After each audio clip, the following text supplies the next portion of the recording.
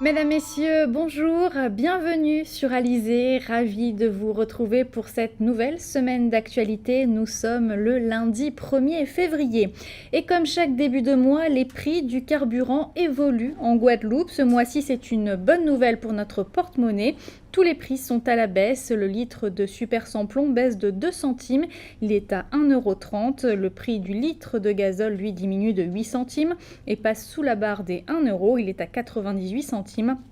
Enfin, le prix maximum de la bouteille de gaz est fixé à 17,90 €, soit une baisse de 68 centimes. Au chapitre judiciaire, le tribunal administratif a tranché dans le litige qui oppose le SIAG à la communauté d'agglomération du Sud-Basse-Terre, ou si vous préférez, l'affaire qui oppose Laurent Bernier à Lucette Michaud-Chevry.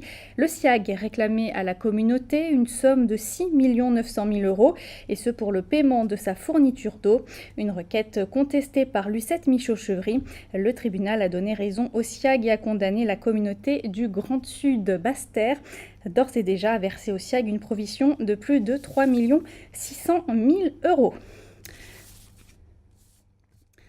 Sans transition, on va parler environnement. Demain, ce sera la journée mondiale des zones humides. Le reportage de Muriel Barlagne.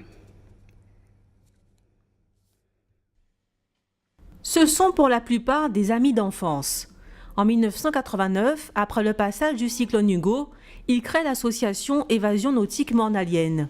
L'idée, préserver le site de Saint-Sauveur où coule une source d'eau douce à laquelle ils sont très attachés. Le lieu a une valeur sentimentale, mais aussi patrimoniale. C'était un site de convivialité où les gens venaient se rassembler à Pâques, à Pentecôte. Il n'y avait pas de voiture, les gens avaient des chars à bœufs. Donc en famille, les gens venaient, ils mettaient leur char à bœufs dans la petite savane que vous avez vue à l'entrée. Et ensuite, les gens se mettaient tout autour de la source avec leur repas, ils échangeaient les blagues, etc., les jeux. Et c'était une zone de baignade dans le bassin qui était toujours entretenue et nettoyée. Aujourd'hui, cette source appartient au Conservatoire du littoral.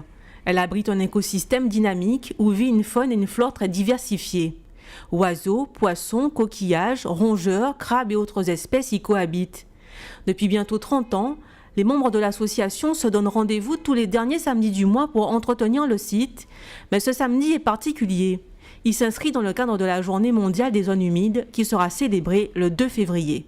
Eh bien, c'est une journée qui est relative à la Convention Ramsar. Ramsar, c'est un contrat qui a été signé en Iran.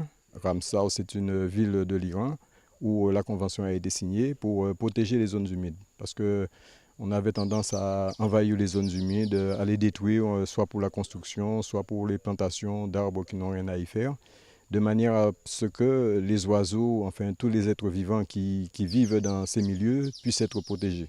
Le travail effectué par ces passionnés est reconnu. L'association Évasion nautique mornalienne a obtenu l'aide de la Fondation Nicolas Hulot de la région Guadeloupe et de la mairie de Morne-à-l'Eau. Cette dernière l'accompagne financièrement depuis 2008 et compte renforcer son soutien. En octobre 2015, la collectivité, donc la municipalité, a reconnu le travail conduit par l'association depuis une trentaine d'années pour entretenir le bassin de Saint-Sauveur et a décidé de conventionner avec cette association pour lui donner un cadre technique, juridique, assurant de manière sécurisée l'intervention de l'association sur le site de Saint-Sauveur. Aujourd'hui, pour pouvoir accéder au site de Saint-Sauveur, il faut traverser une parcelle. Il est nécessaire d'établir une convention de passage, une servitude de passage avec le propriétaire. Donc nous avons déjà engagé avec le propriétaire les négociations, les échanges pour formaliser cette convention de passage. Cette convention qui permettra à l'association d'animer et d'entretenir le site officiellement doit s'étaler sur 3 ans. Elle sera signée durant le premier trimestre 2016.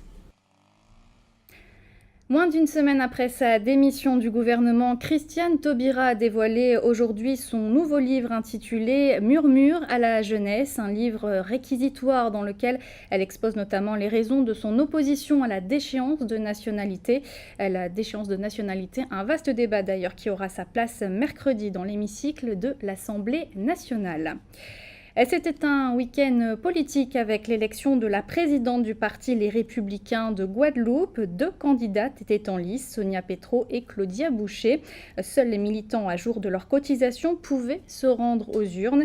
Ils étaient un peu plus de 460 à pouvoir prendre part au vote. C'est Sonia Petro qui a été élue présidente de la fédération guadeloupéenne Les Républicains. La place des Haïtiens en Guadeloupe, c'était le thème d'une conférence qui s'est déroulée hier à Pointe-à-Pitre, une conférence dans le cadre du mois de l'Afrique en Guadeloupe. Le reportage de Karine Gielman. Le rôle des Haïtiens dans la vie guadeloupéenne, une place trop méconnue que l'IDS, l'Institut des hautes études de la Guadeloupe, entend bien explorer à l'occasion du mois de l'Afrique et pour l'association également le mois des Afrodescendants. De la diaspora peuple noir, on met en image, on met en exergue une communauté de la grande communauté que sont les Africains et les Afrodescendants. Et cette année, on a choisi de mettre en image, en lumière, tout ce que les Haïtiens ont fait pour l'histoire et font aussi pour l'économie de la Guadeloupe. L'occasion d'explorer la place qu'occupent les Haïtiens dans la société. La population haïtienne qui est constituée en communauté, qui est en train de se construire pendant des années, commence à prendre sa place dans la société guadeloupéenne. Et une place culturelle, on sait bien qu'entre Guadeloupe et Haïti, il y a beaucoup de choses en commun, qui sont partagées par les deux peuples.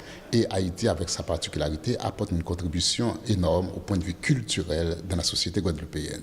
Au point de vue économique, nous savons bien comment les travailleurs haïtiens soutiennent l'agriculture en Guadeloupe. D'accord ?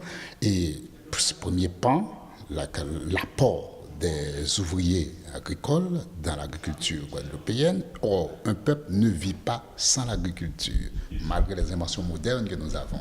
D'accord ? Et la deuxième chose, c'est au point de vue, par exemple, de circulation des biens. Donc, au point de vue du commerce, il y a pas mal des Haïtiens qui sont toujours très débrouillards pour pouvoir vivre avec des petits commerces. Et ça, ils jouent un grand rôle dans la société guadeloupéenne. De Toussaint Louverture à Maurepas, découvrir l'histoire haïtienne est un message important pour explorer l'histoire guadeloupéenne. Le message, c'est le message de tolérance, de la persévérance, de la résistance. Parce que notre histoire est faite de beaucoup de résistance.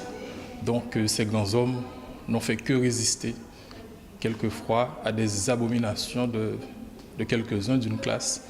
Donc ils ont su résister et souvent ils ont emporté la victoire. Apprendre à se connaître pour mieux avancer, c'est le leitmotiv de l'association. Un autre regard loin des clichés comme premier pas pour avancer dans notre histoire. Haïti toujours avec le président Michel Martelly qui tente de trouver une solution à la crise et au vide constitutionnel que crée l'annulation du second tour de l'élection présidentielle. Il doit quitter le pouvoir le 7 février selon la Constitution. Or, il n'y aura pas de président élu à cette date.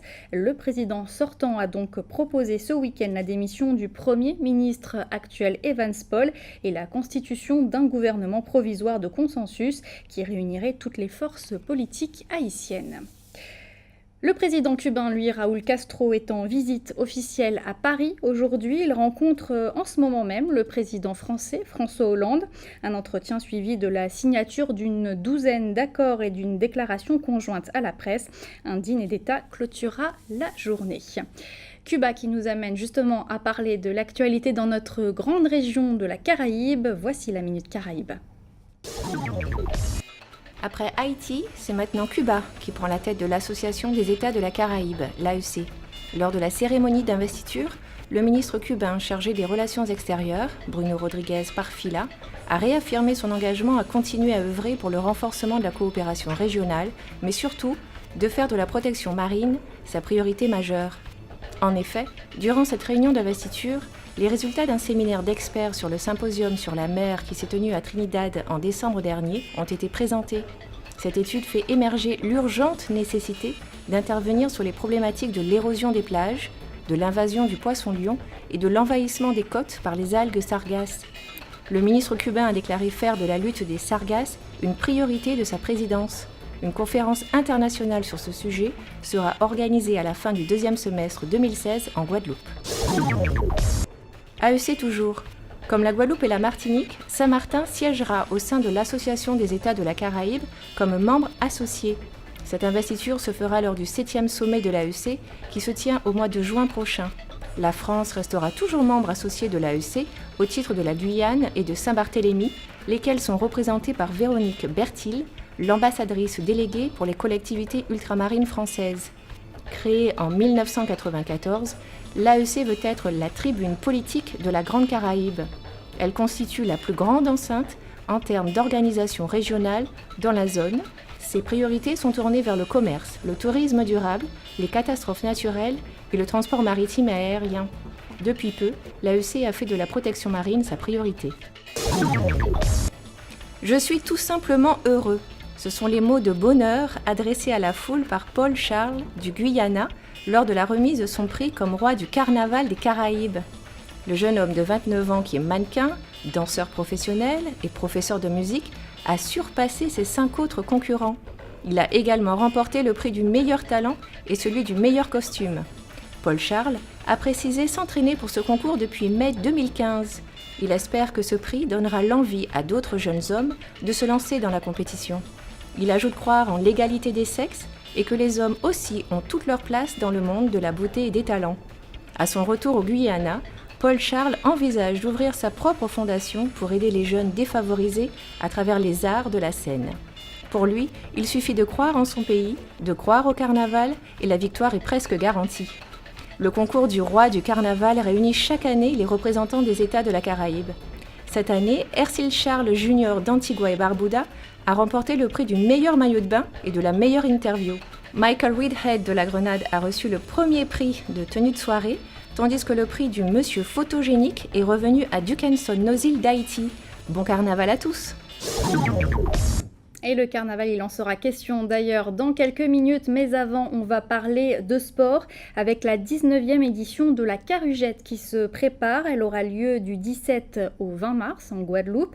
Et cette année, 80 concurrents sont attendus, une édition 2016 placée sous le signe de la nouveauté. Les précisions d'Éric Paulin, c'est l'organisateur de la Carugette. Il est interrogé par Éric Pommier. C'est reparti pour un tour.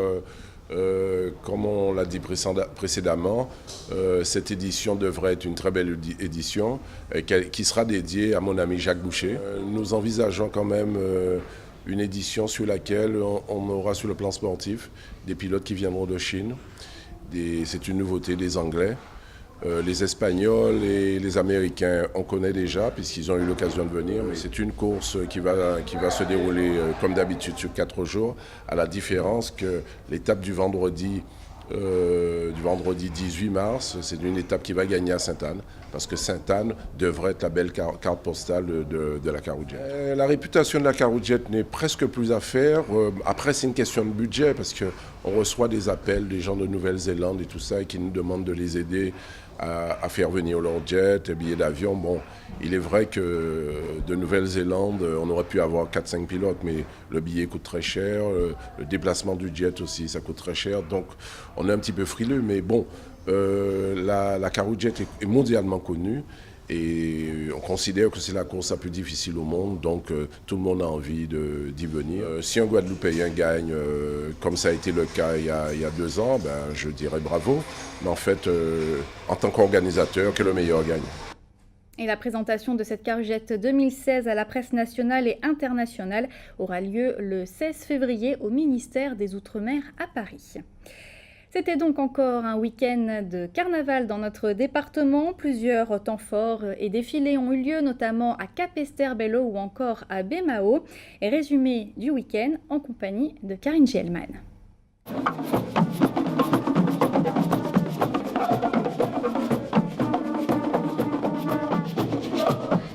Dernière ligne droite pour le carnaval 2016. Ce week-end, Baie-Mahault et Capesterre-Belle-Eau ont accueilli 2 grandes parades.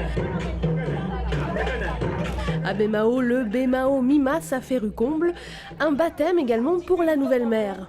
un excellent carnaval à toute la population guadeloupéenne, singulièrement la population bémaotienne.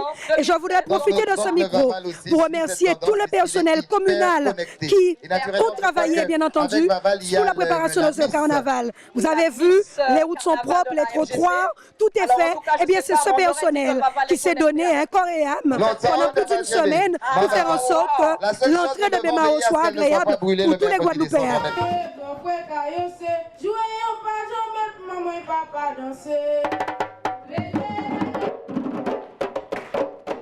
Avant le démarrage du défilé, grande première des animations pour faire patienter un public patient mais prêt à faire la fête. Les rosailles tout là, on les rosailles, tout le monde a des prestations, c'est tout le monde qui est là, ils ont cadré par moi avec les policiers et puis l'école Kabasca, mais c'est tout le monde autonome dans Magouka là parce qu'il pas jouer rien qui en prestation comme ça, il y a vraiment qui a tombé là parce qu'il a fait les rosailles, donc il a chanté, il a participé à un festival aussi Goka cette année, même si c'est cette tradition, il a participé à différents concours aussi, donc voilà.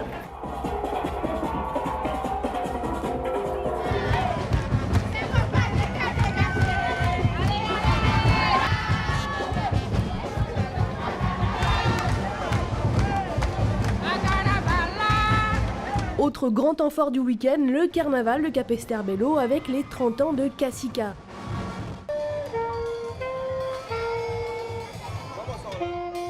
Une trentaine de groupes sont venus rendre hommage à cette figure du carnaval guadeloupéen. Ah oui, ça a été très important pour nous car le 23, nous avons fait un grand défilé à Marie-Galante et Kassika y était invité. Ils sont venus nous rendre visite. Alors ce jour, aujourd'hui, pour les 30 ans de Kassika, nous, la syncopale de Capesterre, nous avons tenu à être présentes. Son 30e anniversaire, je lui donne la force, le courage de continuer.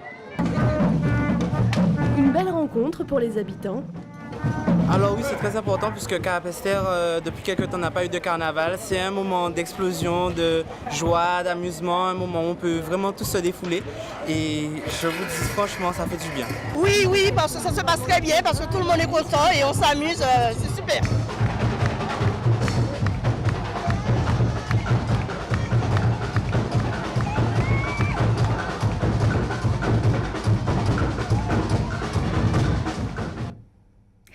On passe à vos informations pratiques. Sachez que la qualité de l'air est mauvaise en ce moment. Depuis hier, nous sommes en vigilance orange en cause les brumes de sable qui sont de retour.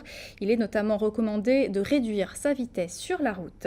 Info pratique toujours avec maintenant vos coupures d'eau du jour. À Morne-à-l'Eau, des travaux sont effectués sur le réseau depuis ce matin. Conséquence, la distribution de l'eau potable est interrompue dans les zones de Bellecoin et de Pointe-Arrête. Retour à la normale prévu en fin d'après-midi. Avant de se quitter, on fait le point sur vos prévisions météo pour cet après-midi en Guadeloupe. Vous le voyez, c'est un temps très ensoleillé qui vous attend. Les températures sont comprises entre 26 et 29 degrés. C'était le journal de la rédaction. Merci de l'avoir suivi. Édition que vous pouvez bien sûr revoir sur notre site www.alizé.com. Dans quelques instants, vous allez retrouver notamment le journal de TF1, suivi de Petits secrets entre voisins. L'actualité locale et régionale revient ce soir. Ce sera à 19h. En attendant de vous retrouver, je vous souhaite un très bon appétit et un très bon après-midi sur Alizé.